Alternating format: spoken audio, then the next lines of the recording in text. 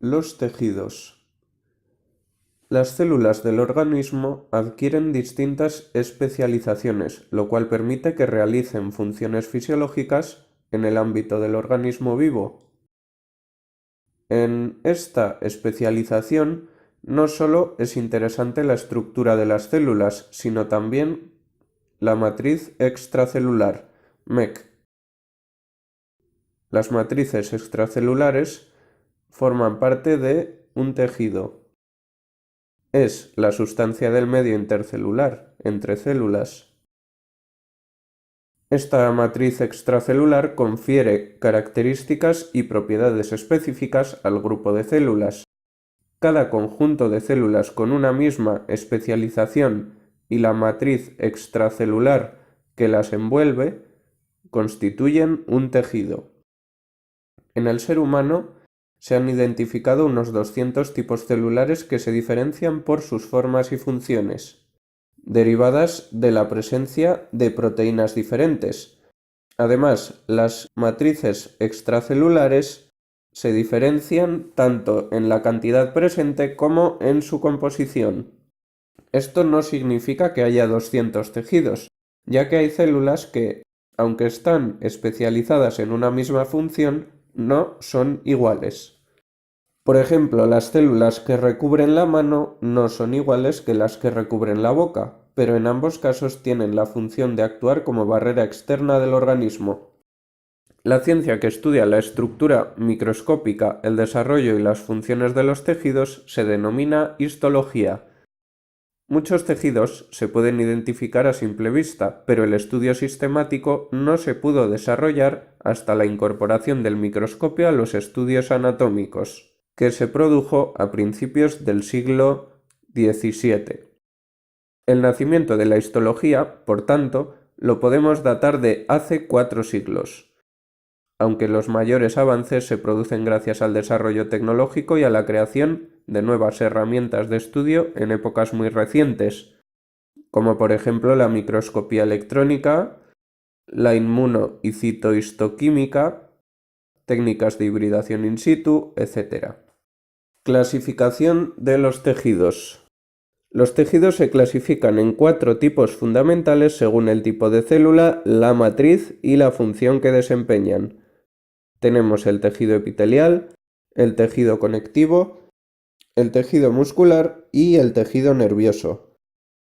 Tejido epitelial. Las células están muy unidas, sin matriz extracelular entre ellas, para actuar como barrera. Sintetizan una membrana basal, que es una capa que está en la base de los tejidos epiteliales, y esta capa las separa del tejido conjuntivo. Tejido conectivo. Sus células están inmersas en una matriz extracelular. Entre sus funciones destaca la de sostén de otros tejidos. Tejido muscular. Sus células son contráctiles y generan movimiento. Tejido nervioso, encargado de la recepción y procesamiento de información y de la emisión de una respuesta. Aquí en esta tabla tenemos los principales tipos de tejidos del organismo. Tejido epitelial. Epitelio de revestimiento con función protectora, epitelio glandular con función secretora. Tejido conectivo. Tenemos conjuntivo, cartilaginoso, óseo, adiposo, sanguíneo, hematopoyético y linfático. El conjuntivo une los tejidos, el cartilaginoso forma parte del esqueleto, el óseo también forma parte del esqueleto. El adiposo actúa como reserva energética y también tiene funciones de protección mecánica y aislante térmico.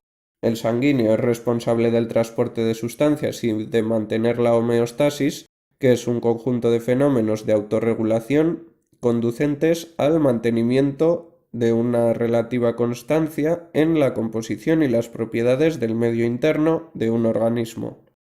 El tejido hematopoyético origina las células sanguíneas. El linfático proporciona la respuesta inmunológica. Tejido muscular. Tenemos muscular estriado, muscular liso y cardíaco.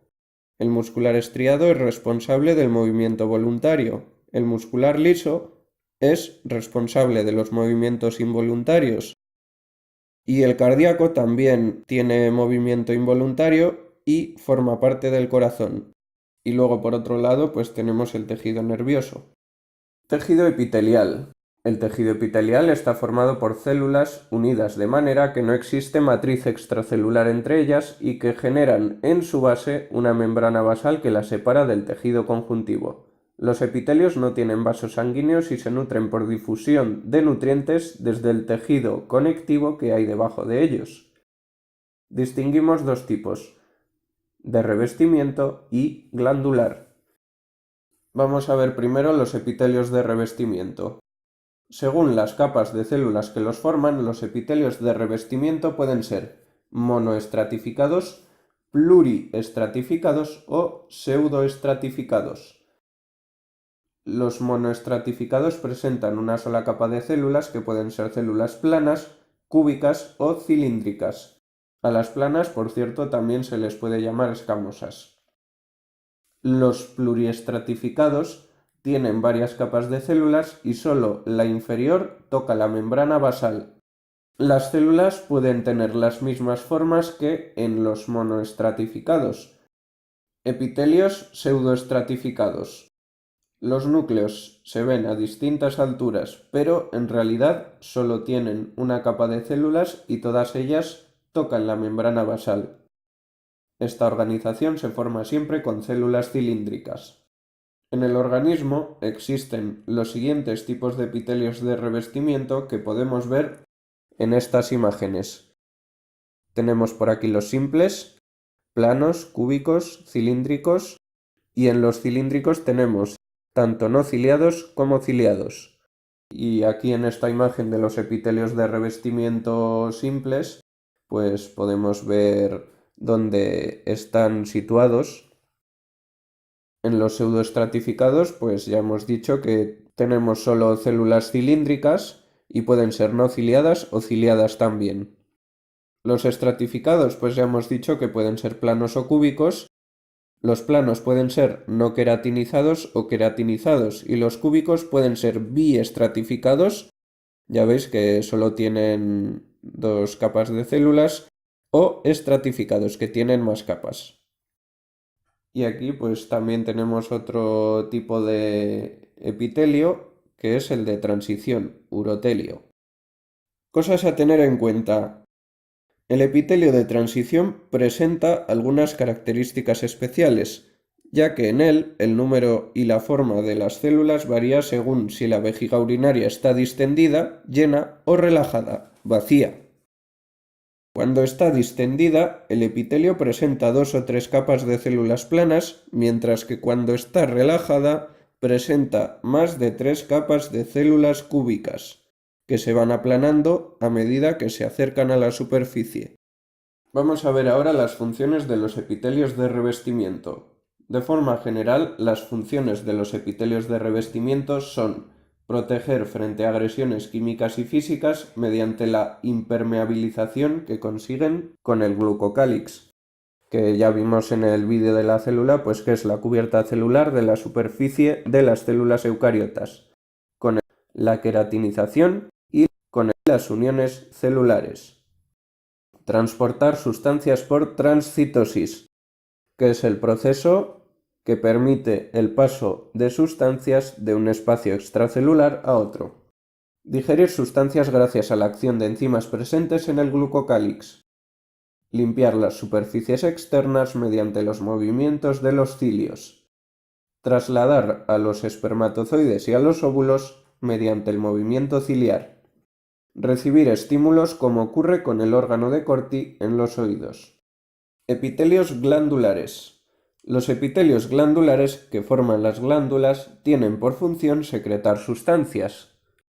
Las glándulas se clasifican según varios criterios, según el número de células que las forman, unicelulares o pluricelulares, según el lugar en que se vierte la secreción, que pueden ser exocrinas al medio externo, endocrinas a la sangre, paracrinas a la sustancia intercelular o anficrinas a la sangre y al medio externo, páncreas.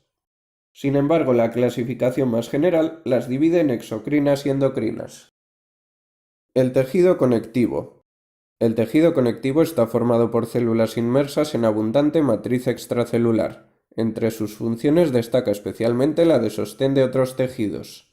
Existen distintos tipos de tejido conectivo, según la composición celular y de la matriz extracelular: conjuntivo, cartilaginoso, óseo, adiposo, sanguíneo, hematopoyético y linfático.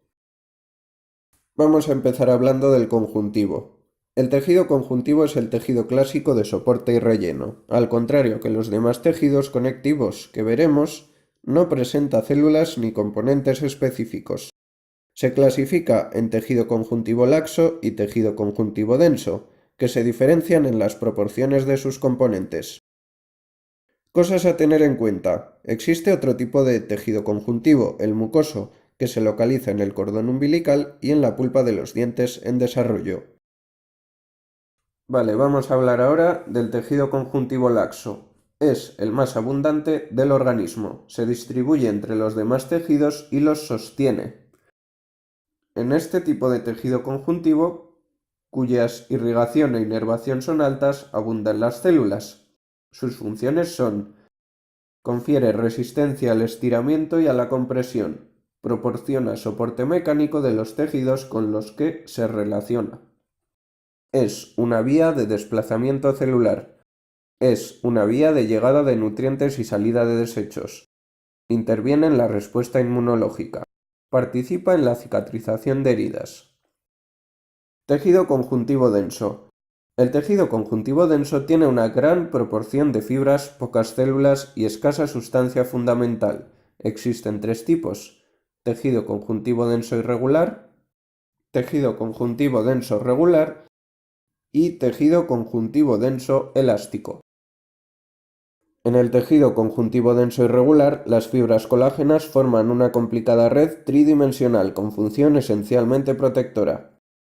Se encuentra en la dermis, envolviendo distintas estructuras como pueden ser cartílagos, pericondrio, huesos, periósteo, nervios, epineuro, encéfalo y médula espinal, dura madre, etc.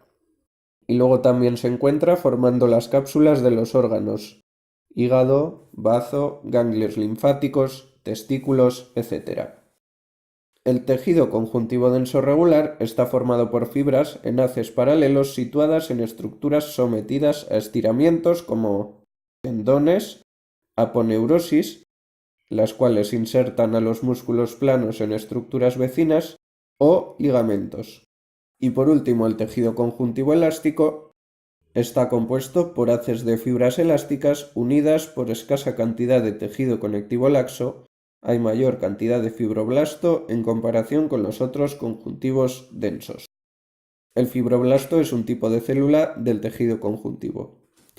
Se encuentran en la pared de las arterias, en las paredes de los órganos huecos, en los ligamentos vertebrales y en las cuerdas vocales. Tejido adiposo. Es tejido conectivo especializado en el almacenamiento de lípidos. Las células propias de este tejido son los adipocitos, células grandes con una gran gota de grasa en su citoplasma. El contenido lipídico de los adipocitos representa el 95% de su peso celular. Entre los adipocitos hay abundantes capilares sanguíneos, ya que este tejido es una reserva energética y es necesaria una buena irrigación para poder almacenar la grasa y disponer de ella cuando sea necesaria. El número de adipocitos en una persona adulta es constante. Las variaciones de peso tienen lugar por variaciones del tamaño de los adipocitos, no de su número. Se distinguen dos tipos de tejido adiposo, el blanco y el pardo. El blanco es el que encontramos normalmente. El pardo es el que solo está presente en los fetos y en los recién nacidos, y tiene una estructura diferente, ya que sus adipocitos tienen muchas gotitas de grasa en lugar de una sola. Los adipocitos tienen un papel fisiológico importante en la regulación de los niveles de los triglicéridos y los ácidos grasos libres. ¿Dónde localizamos este tejido adiposo? Pues lo encontramos debajo de la hipodermis, formando el panículo adiposo. Su distribución varía con la edad y el sexo. ¿Dónde encontramos también tejido adiposo? En las distintas zonas del mesenterio. Se denominan así los repliegues planos del peritoneo, entre los cuales corren vasos sanguíneos, linfáticos y nervios. El peritoneo es la membrana que cubre la superficie interior del abdomen y forma varios pliegues que envuelven las vísceras. El mesenterio se extiende desde la pared abdominal posterior hasta diferentes vísceras. Esto les proporciona sostén y les lleva irrigación sanguínea, drenaje linfático e inervación nerviosa.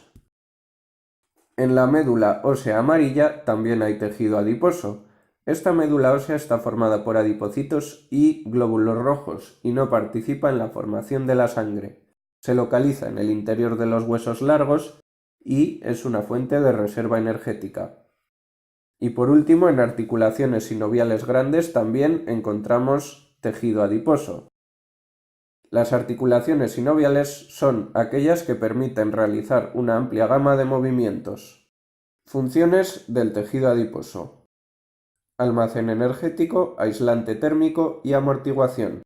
Almacén energético. El organismo puede movilizar la grasa almacenada para obtener energía. Aislante térmico.